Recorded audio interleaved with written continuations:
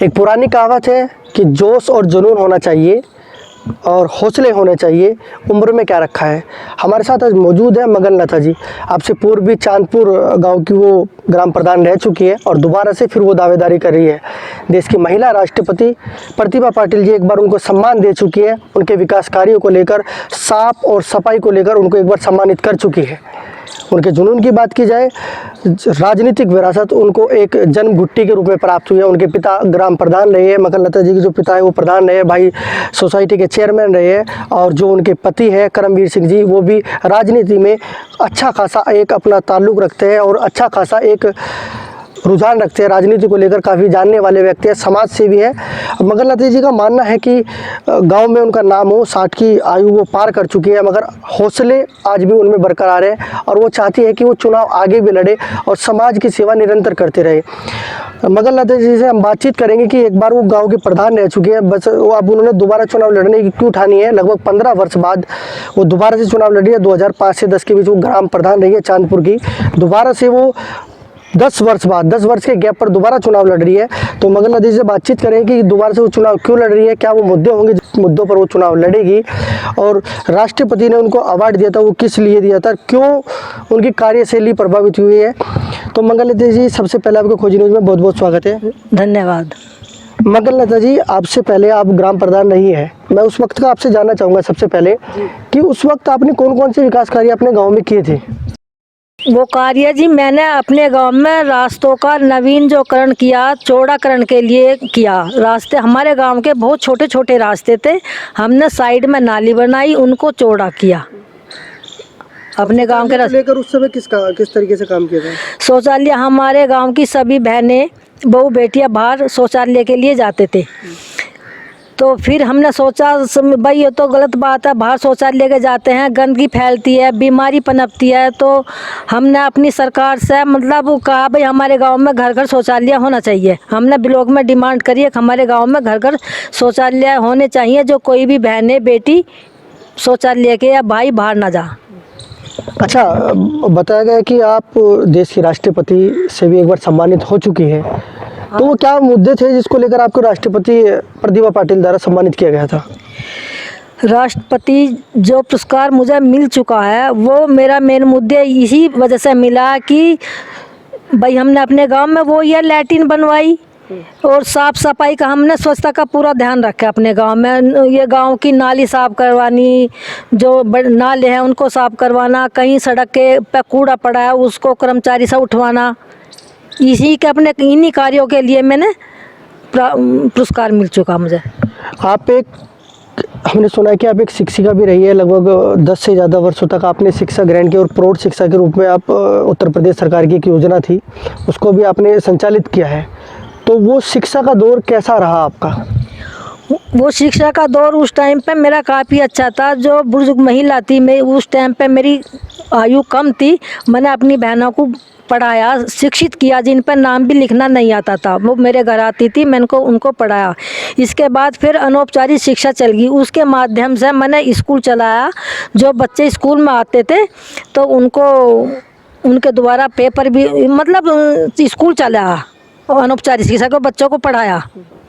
तो क्या मैं मान सकता हूँ कि आपने जो राजनीति में आने का जो सोचा कि ग्राम प्रधान बनना है, तो क्या वो आपको प्रेरणा वहीं से मिली या फिर कैसे आपने सोचा कि मुझे ग्राम प्रधान का चुनाव लड़ना है। मुझे प्रेरणा जो मैंने काम कर चुके मुझे वहीं से मिली। मेरे पति ने मुझको बहुत किया, हाँ तुम आगे बढ़ो, मैं तुम्हारे साथ हूँ। और यही है कि मैं अब भी कुछ कर सकूँ मैं अपने नाम के लिए, भाई अपने गांव में कुछ कार्य कर सकूँ जो मेरा नाम रह जा, नाम बन हो जा। भाई मगन लता थी कोई गांव में, मैं गांव के अंदर पहली महिला प्रधान थी।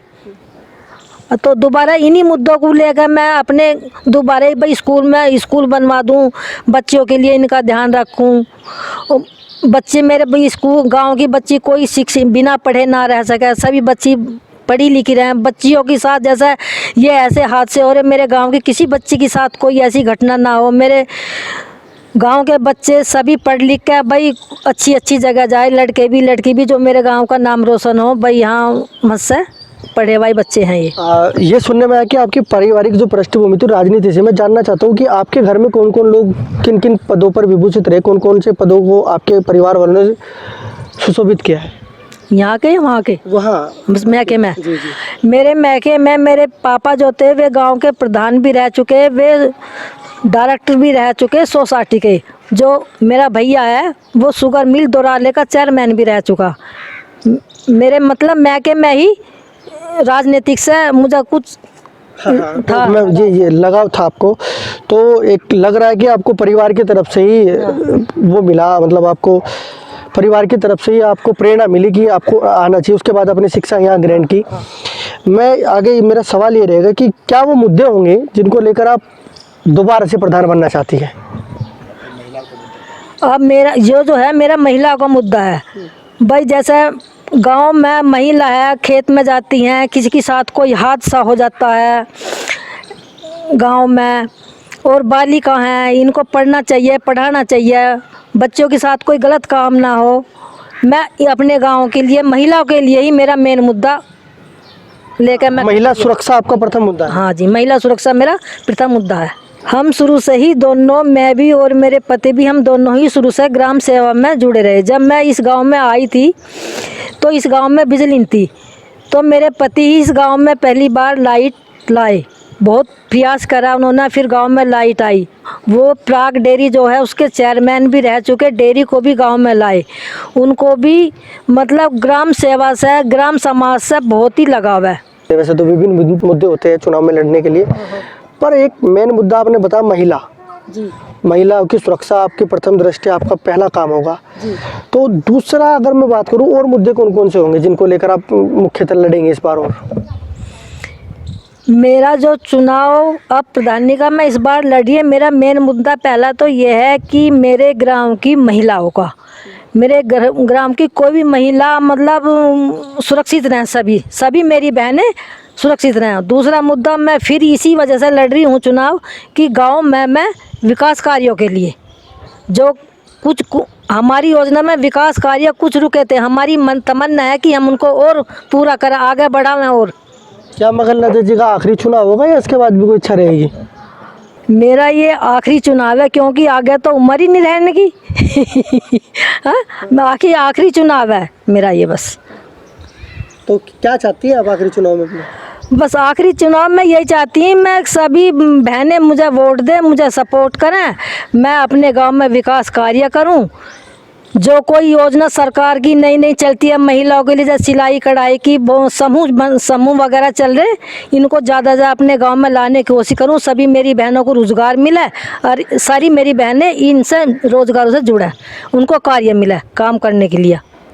तो ये थी हमारे साथ पूर्व प्रधान चांदपुर ग्राम की, और बड़ी बेबाकी से उन्होंने अपनी बात रखी। उन्होंने बताया कि किस तरीके से उम्र के आखिरी पड़ाव, उनको कहा जाता है कि 60 से ज़्यादा उनकी उम्र हो चुकी है, और उन्होंने बड़े तरीके से बताया कि वो चाहती है कि मेरा नाम रहे, कोई ये कहे कि मगन लता थी, गाँव की प्रधान रह चुके, उन्होंने विकास कार्य अच्छी प्रकार से किए है, उनका नाम रहे, इसी ध्येय को लेकर। और महिला सुरक्षा, क्योंकि एक बड़ा सवाल होता है महिला सुरक्षा, गाँव के अलावा बड़े बड़े राज्य, शहरों और सब जगह यही अक्सर एक मुद्दा होता है कि महिला सुरक्षा सर्वप्रथम हो। महिला सुरक्षा के लिए इस बार दोबारा से ग्राम प्रधानी का चुनाव लड़ी है मगन लता जी। मगन लता जी, आपको चुनाव के लिए अग्रिम बधाई, और खोजी न्यूज़ से बातचीत करने के लिए बहुत बहुत धन्यवाद आपका। धन्यवाद।